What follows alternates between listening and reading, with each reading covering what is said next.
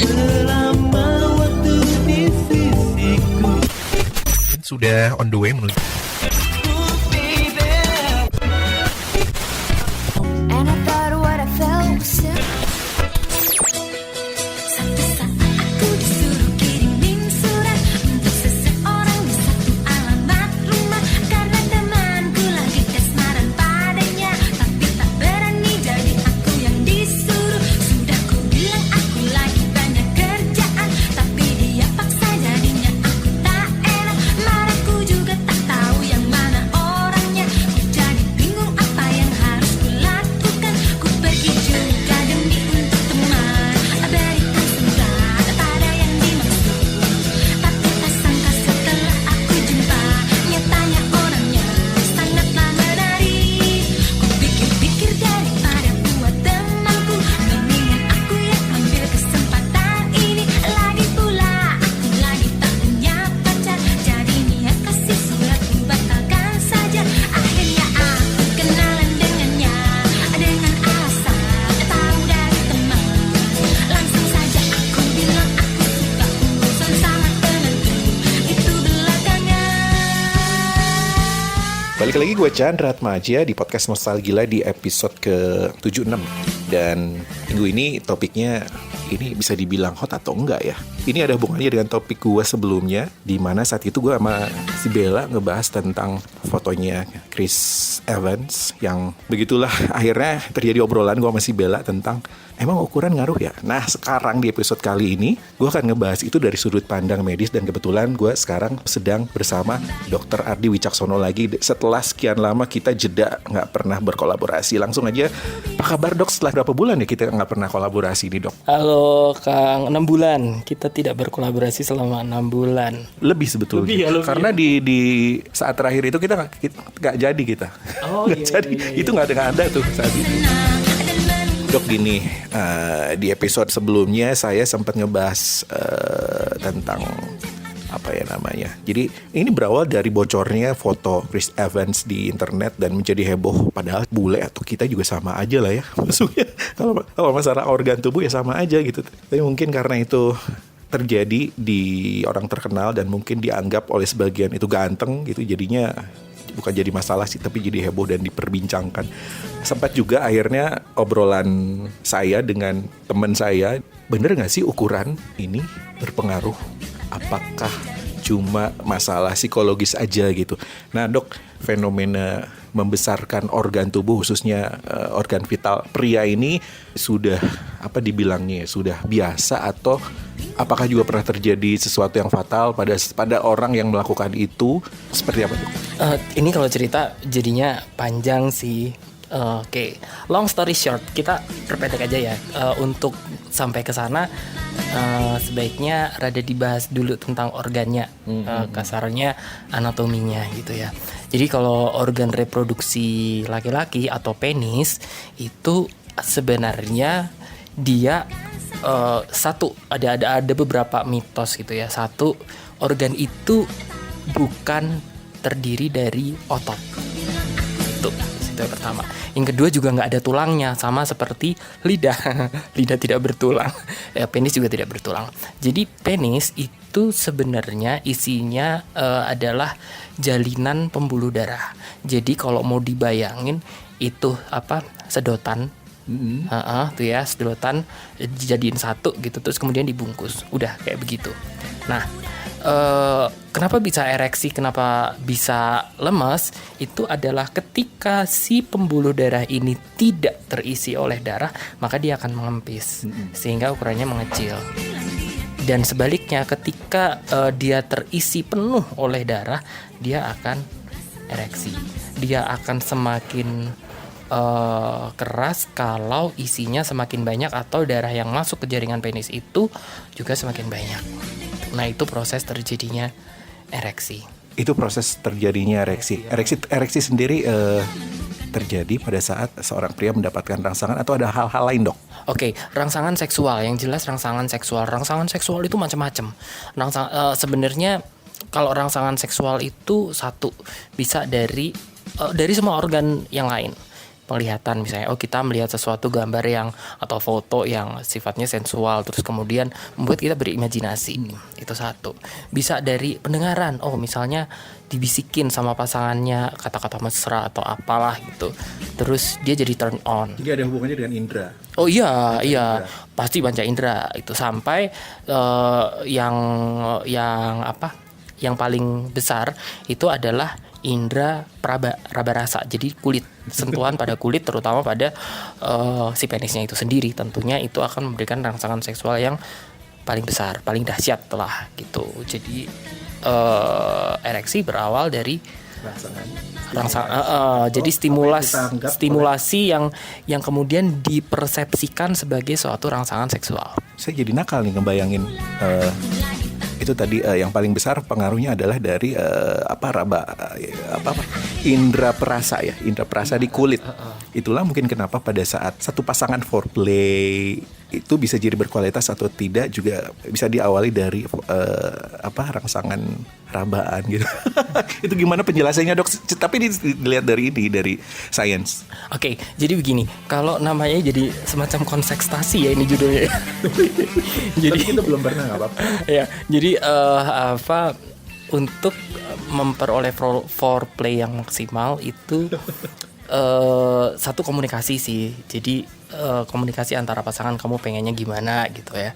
Terus yang kemudian dari komunikasi itu dibangun hubungannya lebih erat. Jadi termasuk informasi tentang, mungkin sering dengar ya namanya G-spot.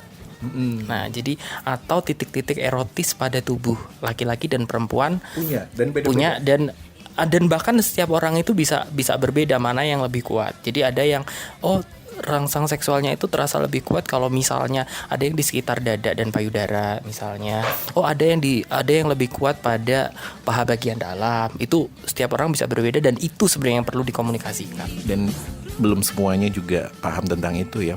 Mungkin misalnya kalau kita mundur ke orang baby boomers yang menganggapnya seksualitas hanya melulu organ vital misalnya. bisa dibilang gitu juga gak sih? Sebenarnya itu kan suatu bentuk hubungan ya. Jadi relasi itu kan tidak melulu sentuhan fisik. Jadi bisa mulai dari ngobrol, tatapan mata, dan seterusnya sampai pada kontak fisik. Dok, udah agak panas, kita jeda dulu. Dengerin mau lagu apa, Dok? Anggun, Bayang Ilusi. Ini yang menggambarkan tentang topik yang tadi mau dibahas. Oke.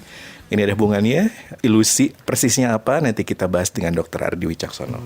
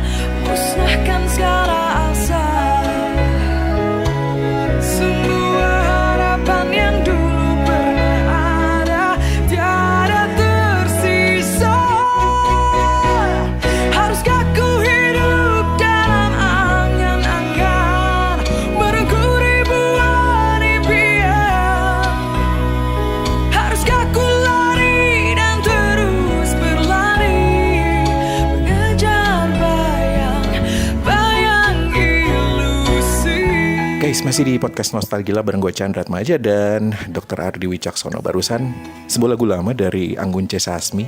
Namanya masih Anggun C. Sasmi ya pas bawain lagu Bayang-Bayang Ilusi ini. Dok, ini menarik. Kenapa sih tadi milih lagu ini? Terus emang ada hubungannya ilusi dengan pembesaran penis? Oke. Jadi membesarkan penis itu adalah sesuatu hal yang sifatnya ilusif. Penis itu tidak bisa dibesarkan. Ereksi oke, maksimal, selesai.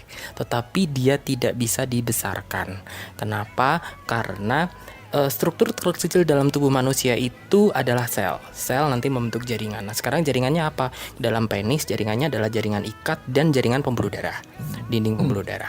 Nah, ketika sesuatu organ itu membesar, pilihannya hanya dua. Satu, jumlah selnya bertambah. Yang kedua, ukuran selnya yang membesar. Oke, ya. Note. Satu, jumlah sel bertambah itu hanya terjadi pada saat masa pertumbuhan. Anak-anak dari pendek jadi tinggi, itu jumlah selnya bertambah. Termasuk kalau misalnya punya niat untuk membesarkan, ini harus dilakukan pada saat bertumbuh itu. Oh enggak.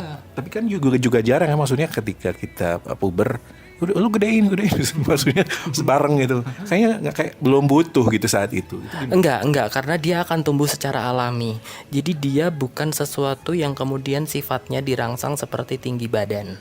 Yang bisa yang memang secara genetik dia sudah ada patternnya, terus kemudian kita bisa rangsang dengan olahraga seperti basket atau berenang gitu. Tapi kalau penis ya udah jaringannya begitu, ya sudah dia akan tumbuh apa adanya gitu. Nah, ketika si penis itu dia mencapai ereksi maksimal, ya sudah itu adalah ukuran terbesar yang mampu dicapai. Jadi ketika mau dibesarkan lagi, hal yang paling mungkin bisa dilakukan secara medis itu adalah menambah jumlah pasokan darah ke dalam organ penisnya. Oke, stop dulu. Dok, sedikit mundur lagi. Besar kecilnya penis seorang pria ini dipengaruhi oleh ras atau ada hal lain? Genetik bisa, etnis ada yang menyebutkan iya bisa enggak gitu. Itu ada yang bikin survei rata-rata orang di mana ukuran penisnya lebih besar atau lainnya gitu. Terus itu juga dipengaruhi oleh hormon misalnya testosteron gitu. Kalau kadarnya meningkat, perkembangan dan maturasi organ reproduksi seksual, organ seks primer dan sekundernya dia akan menjadi lebih jelas. Itu memang mempengaruhi. Oke, kembali ke tadi, yang paling memungkinkan adalah menambah jumlah darah yang masuk ke pembuluh itu ya. Yeah. Pembuluh di dalam penis itu sendiri. Silakan dilanjutkan. Jadi kan karena dia tadi bayanginnya kayak sedotan dijejer-jejer atau di dalam satu kantong gitu ya. Jadi ketika dia diisi maksimal dengan darah, ya sudah, dia kan akan semacam melar gitu ya. Dia akan melar, tapi dia akan dia akan berada pada satu kapasitas maksimal atau mencapai titik elastisitas tertingginya. Ya sudah, itu adalah ukuran terbesar penis yang bisa dicapai. Oke. Kemudian bagaimana dengan usaha membesarkan yang sepertinya juga di negara kita lah atau di daerah kita ini rasanya layanan membesarkan mairit atau apalah namanya gitu. Itu kan banyak juga peminatnya dan bisa jadi si peminat ini juga tahu hal ini tercontohi oleh mungkin yang sudah melakukan lebih dulu dan ada buktinya. Bagaimana dengan bukti tersebut, apakah itu juga betul-betul terjadi bisa diperbesar? Nah, jadi yang bisa dicapai adalah tadi yang saya sebutkan, ukuran penis maksimal ketika jumlah darah yang masuk itu adalah jumlah darah maksimal yang ada di situ. Gitu. Jadi yang bisa dilakukan adalah maximizing gitu. Mengoptimalkan atau memaksimalkan jumlah darah yang bisa masuk ke situ udah paling banyak segitu gitu. Nah, termasuk treatment tradisional itu. Iya, termasuk treatment tradisional itu. Nah, biasanya ketika diukur itu penambahan. Iya, terjadi penambahan karena dia berada pada kapasitas maksimalnya. Tetapi nggak akan bisa lebih dari itu. Gitu. Nah, terus biasanya dipertahankan dengan diikat pada bagian pangkal dari penisnya. Oke. Jadi ada yang diikat pakai ring, semacam cincin, ada yang kemudian diikat dengan tali. Tujuannya apa? Tujuannya adalah mempertahankan darah berada di organ penis selama mungkin.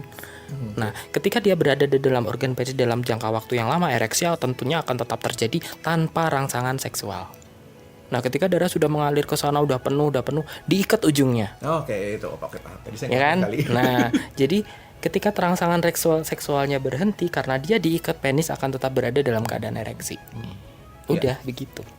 Oke, gini dok, sering juga kita melihat kayak semacam iklan ya, tidak resmi lah ya, yang bilang kalau minyak lintah atau minyak apa dari Papua lah atau apa yang bisa membesarkan. Itu bagaimana? Secara medis itu tidak dimungkinkan. Jadi kalau klaim banyak sih, kalau perkara klaim aja banyak, tapi secara medis memang itu tidak dimungkinkan. Balik lagi, jumlah selnya tidak bisa bertambah. Yang kedua, ukuran selnya tidak bisa membesar lebih dari kapasitasnya. Gini, ada cerita menarik juga. Kawan saya sempat katanya nganter temennya yang ke tempat pembesaran itu. Nah, prosesnya sih kayak diurut dan sejenisnya gitu. Teman saya dan kawannya ini pengen bukti dong ke si tukang urut itu.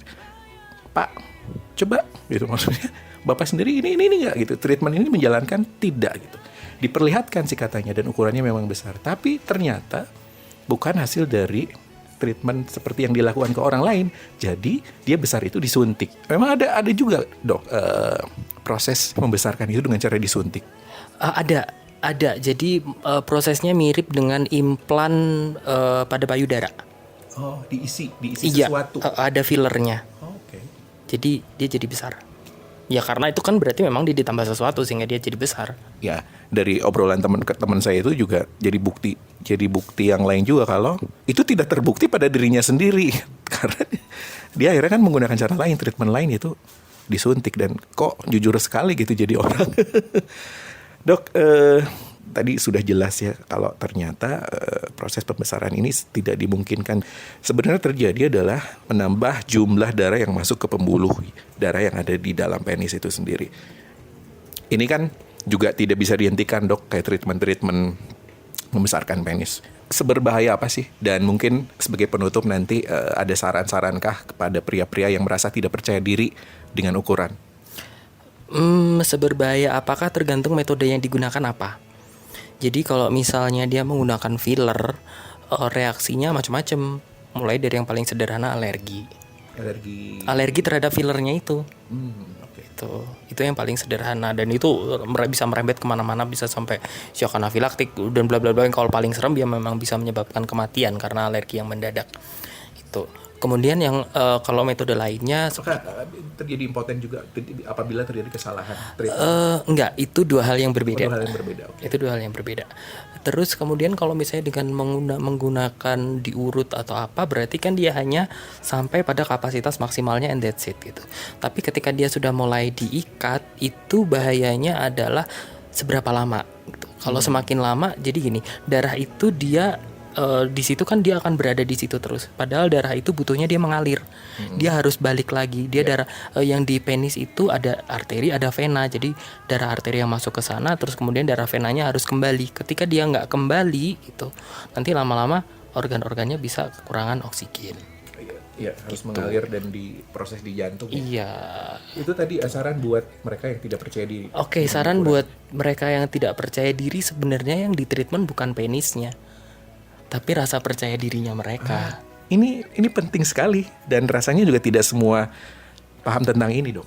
Iya, jadi ketika saya tidak, misalnya katakanlah saya tidak percaya diri dengan bentuk muka saya, apa iya kita harus ganti wajah? Kan enggak gitu. Jadi halnya sama dengan itu. Saya kok nggak percaya diri dengan bentuk dan ukuran penis saya gitu katakanlah. Jadi yang diterapi itu adalah mindset tentang organ yang dia miliki gitu. Jadi bukan mengubah organ seperti apa yang dia inginkan, tetapi mengubah mindset untuk bisa menerima dirinya apa adanya. Guys, gimana, udah ada pencerahan belum tentang membesarkan organ kejantanan kalian? Dan tadi sudah dijelaskan ya bahwa ya seperti apa tadi sudah disampaikan dengan detail sekali oleh Dr. Ardi Wicaksono seputar treatment membesarkan penis. Gimana, masih punya niat untuk membesarkan, masih nggak percaya diri? Dan tadi kan juga udah disampaikan ya, ketika kita tidak percaya diri dengan ukuran, yang di treatment bukanlah fisik penis itu sendiri, tapi mindset kita. Oke dok, terima kasih banyak. Waktu kita memang nggak banyak karena kesibukan masing-masing dari kita yang rasanya juga tidak bisa diabaikan. Mudah-mudahan kita bisa ngobrol lagi dan berkolaborasi lagi di episode lain. Hatur nuhun dok. Sami-sami Kang, sampai ketemu pada episode berikutnya. Jangan lupa dok, silakan dipromosikan juga dong itunya Ditok. Ini Kang Chandra sekarang terima endorsan ya gitu. Ya, sok atau silakan didengarkan podcast saya Ditok, Arditok. Saya membahas hal-hal keseharian terkait dengan kesehatan. Oke, kalau gitu sekian dulu episode ke-76. Kita ketemu lagi minggu depan. Bye-bye.